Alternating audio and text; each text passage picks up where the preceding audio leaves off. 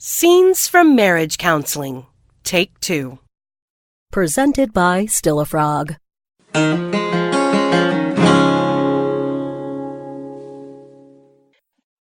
We went back to counseling.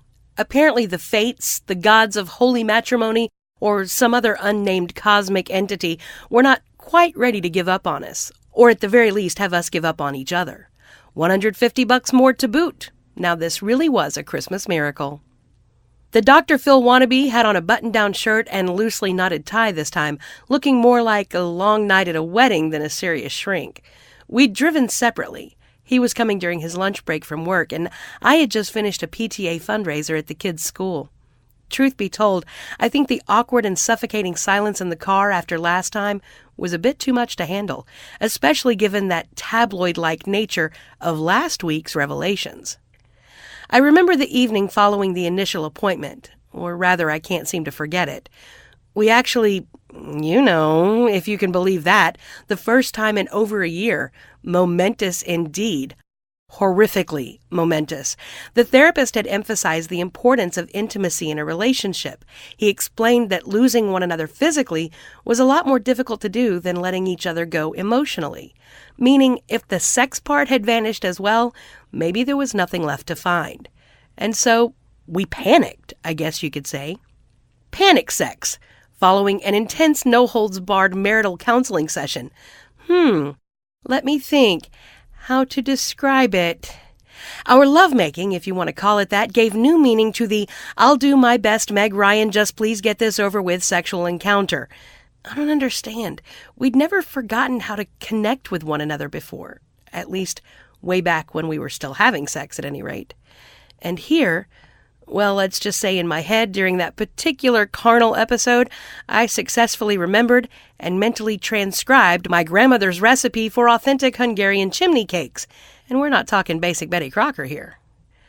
Marriage counseling really did seem to be looking more and more like our last chance for any form of familial survival. Today I'd like for us to focus on the level of involvement you have with one another.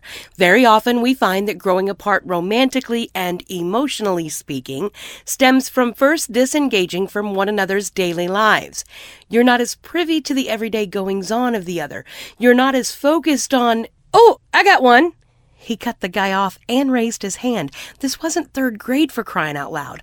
I was actually half expecting him to start caterwauling, "Ooh, ooh, ooh, pick me, pick me." "Oh, okay, well then why don't we start with you," the psychiatrist said, seemingly a little miffed about not getting to finish his remarks. "She got a tattoo." Then silence.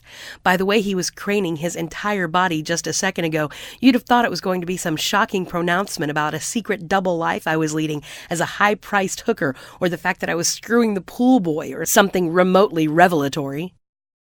"Okay, can you elaborate?" "She got a tattoo," he repeated, arms then folded aggressively across his chest. "'Nuff said." Nope, not really, not at all. Here I didn't have a degree in head shrinking, and even I could tell that wasn't nearly "'nuff said." I could see dear Abby over there was also rather confused. "So why does the tattoo bother you so much?" the good doc ventured. "Because A, she didn't bother to see how I felt about it, and B, it's a fact, women on the verge of divorce get tattoos." "Oh my God," I cut him off. "I didn't bother to check with you? Really? Last time I looked, it was my damn body, and women on the verge of divorce? Are you serious right now?" "Yep, women who are divorced or are thinking of a divorce get tattoos," he repeated, rather matter-of-factly, as if it really was a fact. This dumbass. "Did you read that in the official soon-to-be-divorced woman's handbook? Thou shalt first and foremost proclaim thy freedom from obstinate husband by getting body ink? Does it also say in there that women on the verge of divorce color their hair some exotic shade, shave their legs more often, start splurging on expensive underwear, surreptitiously join a dating site?"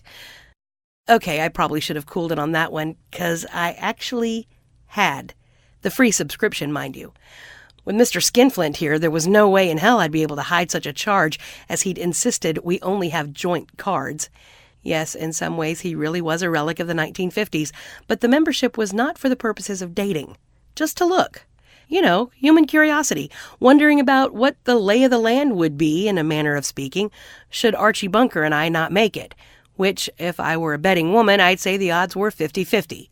Okay, maybe 60-40. Against. And I am pretty certain that probably half of this country's married population, and I'm talking Tom Hanks and Rita Wilson happily ever after married, have, in fact, joined just to look. That's the frickin' slogan for most of these platforms.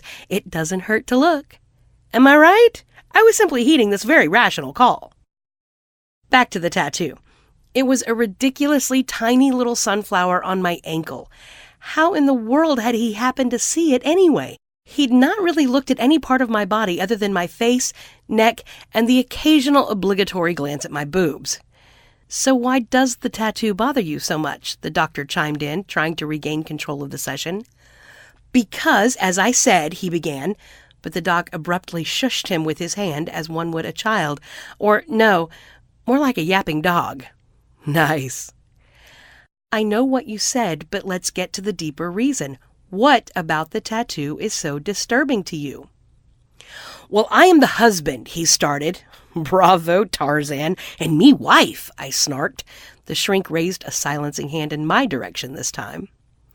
Rolling his eyes at me, a thoroughly disgusted look on his face, my better half continued, as her husband, I really do feel something this drastic, this permanent, should be discussed first.